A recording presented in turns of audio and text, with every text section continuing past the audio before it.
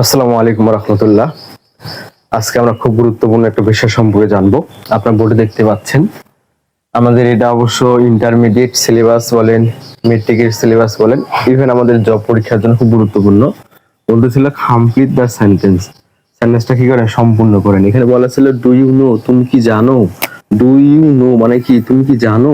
তার মানে অবশ্যই এতটুকু কি বলেন, অবশ্যই এটা ইন্টারোগেটিভ সেন্টেন্স। কোন সেন্টেন্স? Interrogative sentence. কিভাবে বুঝতে পারলাম? সামনে অক্সিলারি আছে, তারপর সাবজেক্ট আছে, শেষে আবার কোশ্চেন মার্ক আছে, তার মানে অবশ্যই এটা একটা interrogative sentence.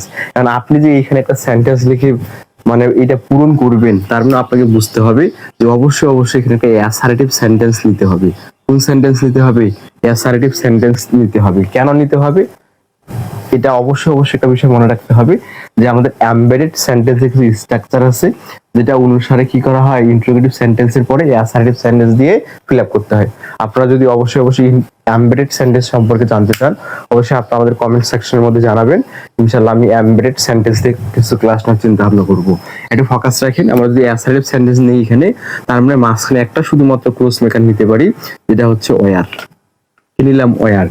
Do you know, তুমি কি জানো, ওয়্যার। এখন অ্যাসার্টিভ সেন্টেন্স যদি নিতে চাই, তাহলে প্রথমে সাবজেক্ট নিব, তারপর যদি এখানে বলি মাই, তারপরে হচ্ছে বললাম বুকস, আমার বইগুলো, এটা পুরোটাই সাবজেক্ট। তারপর যদি বলি যে আর, তার মানে এতটুকু লিখলে